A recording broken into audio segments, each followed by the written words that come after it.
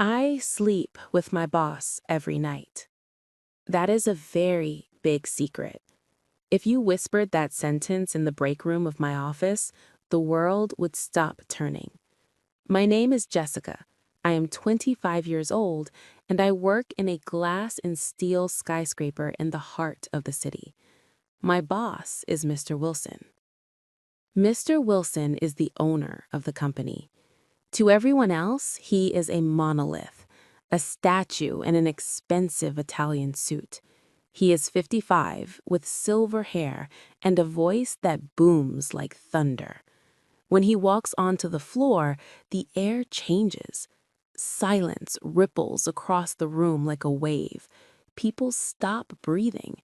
They stare at their keyboards, typing furiously, terrified to make a mistake. He is the scary boss, the tyrant. But I know a different Mr. Wilson.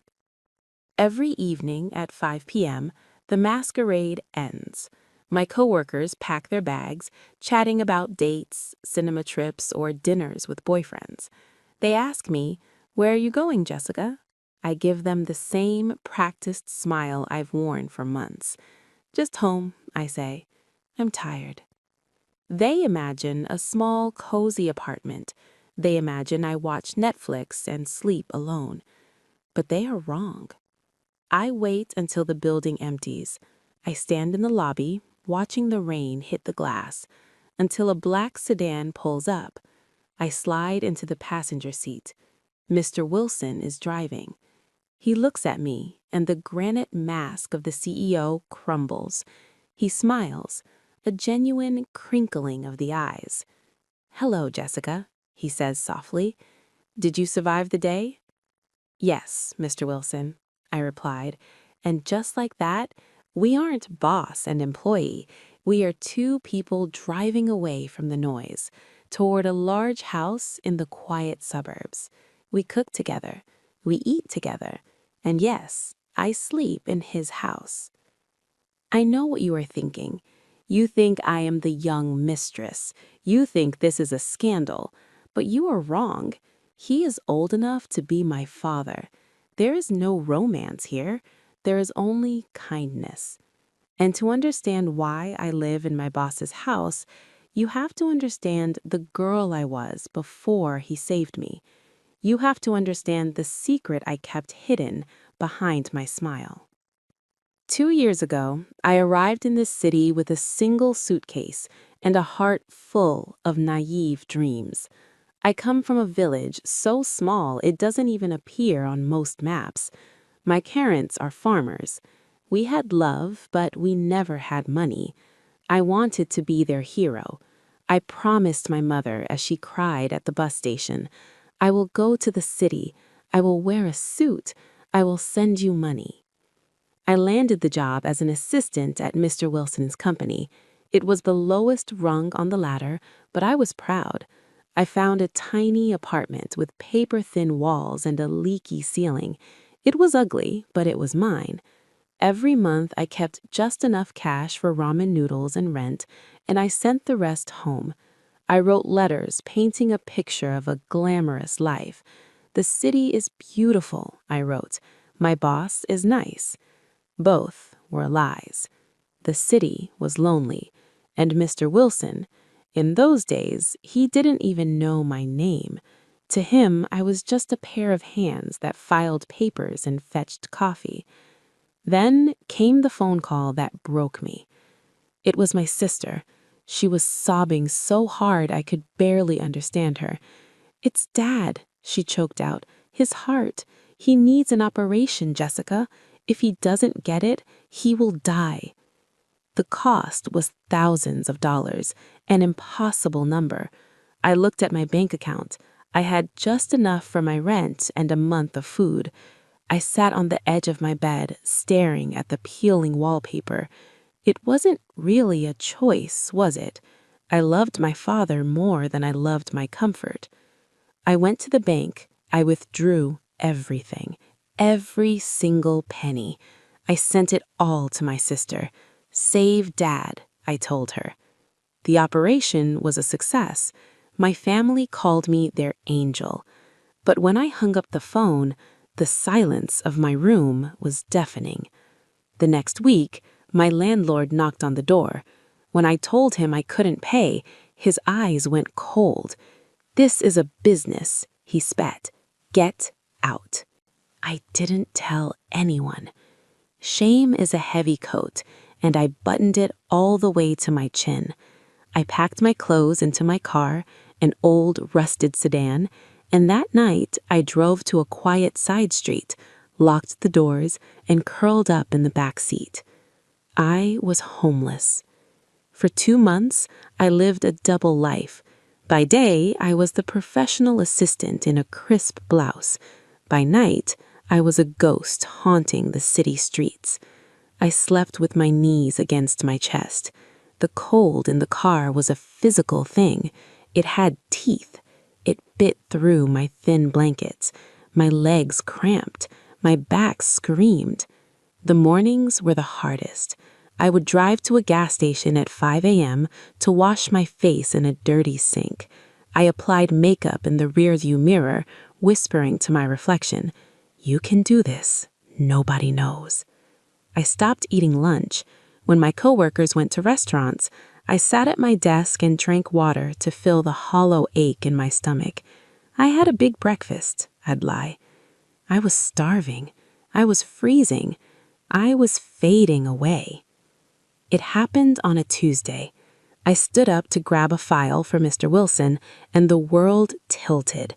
The floor rushed up to meet me. Boom. Darkness. When I opened my eyes, I was lying on the leather sofa in the CEO's office. Mr. Wilson was hovering over me, holding a glass of water. His face wasn't scary anymore. It was terrified. "Jessica," he said, his voice surprisingly gentle, "you fainted." I tried to sit up, panic rising in my throat. "I'm sorry, Mr. Wilson. I'll get back to work." "No," he commanded softly. He sat on the edge of the desk, looking at me with piercing eyes. "You are thin, Jessica. Too thin. When was the last time you ate?" I wanted to lie, but I was too weak. The tears came first, hot, angry tears of exhaustion. "I don't know," I whispered. "What is going on?" he asked. And the dam broke. I told him everything. The surgery, the eviction, the car. "I live in my car," I confessed, looking at my hands. "I park on 4th Street. Mr. Wilson stood up and walked to the window. Outside, the winter rain was lashing against the glass. He looked at the storm, then back at me. He looked furious. I flinched. "I'm sorry," I begged. "Please don't fire me." He turned, and I saw that his anger wasn't at me, it was at the situation. "Fire you?" he said, his voice thick with emotion. "Jessica, I am a human being. Do you think I would let you sleep in a freezing car while I live in a mansion with 5 empty bedrooms?" He grabbed his coat. "Get your things. We are going to get your car. You are coming home with me." That night, I walked into his house. It smelled of cedarwood and warmth. He showed me a guest room, a real bed, soft pillows, a window overlooking a garden. He told me his daughter lived overseas and he missed taking care of someone. I took a hot shower for the first time in 60 days. I scrubbed the shame off my skin. We ate roasted chicken at his dining table, and for the first time, I saw him not as a boss, but as a savior. That was 6 months ago. Since then, we have built a routine. At work, we are professional. At home, we are family. He mentors me. He gives me books on management and business. "You are smart, Jessica," he tells me over dinner. "You won't be an assistant forever." I walk his dog, Buster. I cook for him. I feel safe. But secrets are hard to keep. The people at work, they have eyes. They noticed us leaving at the same time. They noticed the car. Sarah, a coworker who always wanted my job, cornered me one day. "I saw you," she hissed, her eyes narrowing. "You were in his car. You're sleeping with him, aren't you? That's why he's his favorite." My face burned. "No, Sarah, he is helping me." "Sure," she laughed cruelly. "Just be careful. Everyone is talking." The gossip spread like poison. When I walked into a room, conversations died. I could feel their judgment on my skin. There goes the mistress. There goes the girl who slept her way to safety. I wanted to scream the truth, that I was homeless, that he saved my life. But I was too ashamed of my poverty, so I swallowed the insults. One night, Mr. Wilson found me crying in his kitchen. When I told him about the rumors, he sighed, slamming his hand on the table. "Foolish people," he growled. "Let them talk. You are working hard. You are learning. Soon, you will show them who you really are." He was right. I studied every night. I learned the business inside and out, and 6 months later, the day of reckoning came. Mr. Wilson called an all-staff meeting. He stood at the front of the room, looking commanding. "We need a new project manager. This job requires grit, organization, and trust. I have chosen the best person for the role. The new manager is Jessica." The room went silent. Then a few polite claps. But Sarah stood up, her face red with indignation. "Is this a joke? Is this fair? We all know why she got the job, Mr. Wilson. We know she lives with you." The silence that followed was suffocating. Every eye turned to me. The secret was out. I wanted to disappear. Mr. Wilson didn't yell. He didn't fire her. He just looked at Sarah calmly. "Yes," he said, his voice steady. "Jessica lives in my house. She stays in my guest room." The crowd gasped. Mr. Wilson looked at me. He gave a small nod. "Permission. It's time," his eyes said. "Do you want to know why?" Mr. Wilson continued, addressing the entire room. "Jessica came to this city with nothing. She worked for us for 2 years. When her father needed life-saving surgery, she gave every dollar she owned to save him. She became homeless." He pointed a finger at the floor. "She slept in her car for 2 months, in the freezing winter. She came to this office every day, hungry and cold, and she worked harder than any of you. She never complained. She never asked for a handout." He paused, letting the words sink in. Sarah's mouth fell open. "I found her when she collapsed from hunger," Mr. Wilson said softly. "I offered her a room because she is a human being who needed help. And in the last 6 months, she has studied this business more than people who've been here for 10 years. She didn't get this promotion because she lives in my house. She got it because she earned it." He looked at Sarah.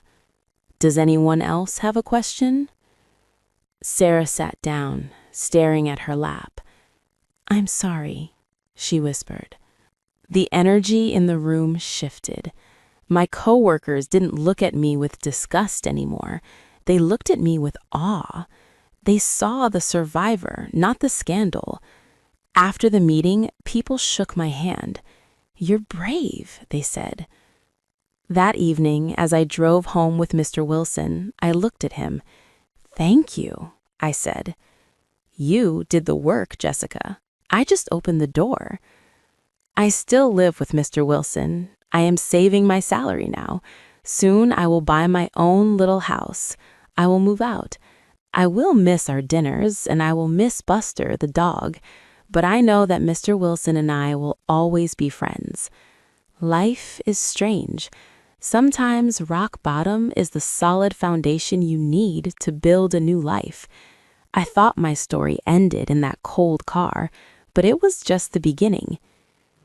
My name is Jessica. I sleep in my boss's house, and I am proud of my story.